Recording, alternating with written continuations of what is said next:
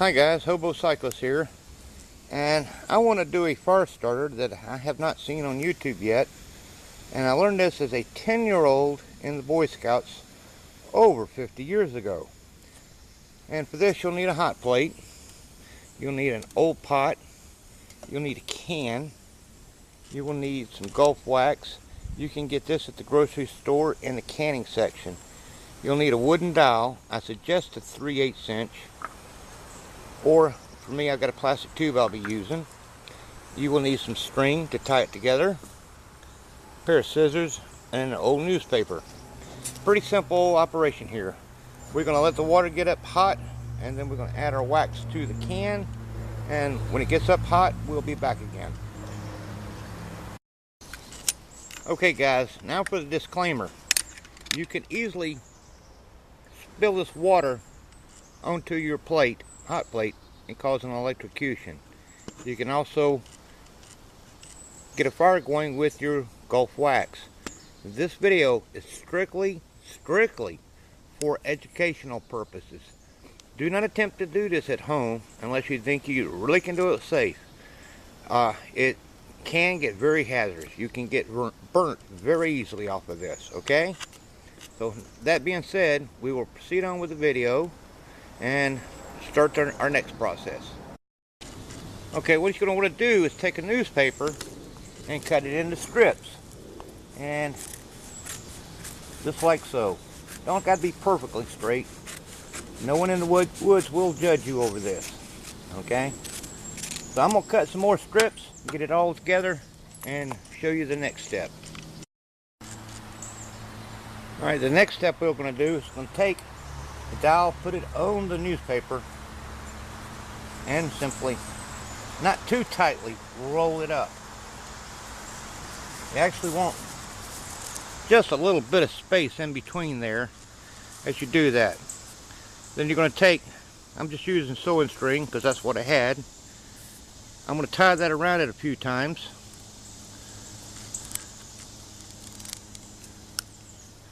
And then I'm going to tie a knot into it so that it'll stay. Alright, the main purpose of this is just simply to keep the newspaper from unrolling when we dip it in the wax. And we're still waiting on the water to get hot, but at least we can do our preps now. So as soon as the water gets hot, we'll do the next step.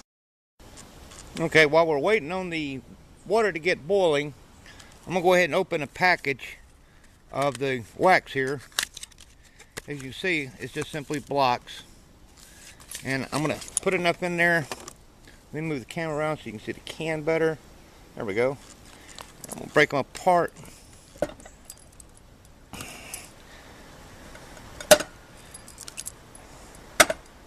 I get that fourth one in there? No, not quite. Okay. It'll go in later. Now, you want to get as many pieces of wax as you can in the can so that when we put it in the water, it'll melt fairly quickly. And the reason why we're using the water is so that the heat will get around the can and will evenly melt the wax, along with being safer than putting the wax directly on the heat source, okay? Okay guys, our water is almost at a boil, so I'm going to go ahead and cut a few pieces of wax. Go ahead and fill in the air spaces on the can. Watch your fingers so you don't cut yourself. It's almost like cutting through a lubricant. Alright, got a little bit more air space. Let's see, can I get one more little piece in there? We'll try. Because the better you fill the can up, the better off you are. There we go. See if I can get that in there. There we go. Oh, get the other one in. Alright, now, here's where you're going to have to be careful is when you put the can in the water. And I'm going to go ahead and reset the camera, and we'll do that part next. Alright, as you can see, we got our water boiling. And I'm going to go ahead and put my can in it. You might want to pre-fill the pot here so you know how much you got in there. As you can see, it's fairly full now. And we'll just let it sit, and the wax will start melting down. I am going to go ahead, for my own safety, I'm going to put a couple of pieces of weight, which is rocks, on top, just so the can doesn't float in the water and spill things over. Alright, when the wax is melted, we'll be back. Now you're going to ask yourself, why on earth would you do this? Well, to make a long story short, back in the old days when they had book matches like this, or box matches, this would make it a lot easier to do a fire. You only got about 20 chances to light a fire with these things, and they're not very reliable.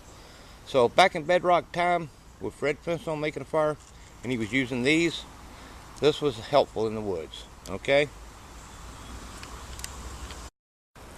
Okay guys, I've removed the plastic dowel I had in here, or your wooden dowel, whichever one you're using. And the nice thing about using boiling water is the wax only gets to 212, which is boiling temperature of water, while it's sitting in there. If I put it on direct to heat, it could be much higher and cause a fire. So now all we have to do is going to dip it into the wax. I'm going to pull it out, let it drip, and I'll come back when I get this cooled off and do the other side. Okay guys, this side is cooled down. I'm going to go ahead and dip in the other side. It only takes about a minute or so. You want to get the wax through all the paper and everything. And that's one fire starter made, guys. When it cools down, I'll go ahead and show you the rest of how it's done.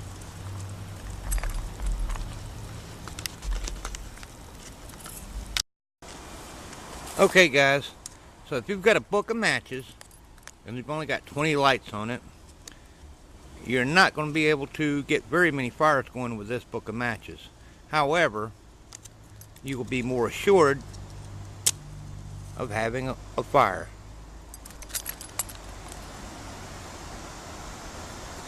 And if you're carrying a Vic or a Zippo, you're going to get at least 10 times more fires going this way. So it's not a bad little thing to carry around. You can see how much fire this thing's putting out.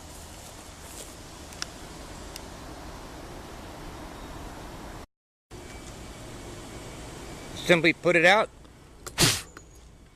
put it away for the next time. Thank you guys for watching, and I hope you'll like and subscribe to my videos, and have a great Father's Day for all you fathers. Oh, and one more special note over this. If you're on an airplane, TSA is going to take your ferro rod. They're not going to let you keep it. You might get this through there, I don't know.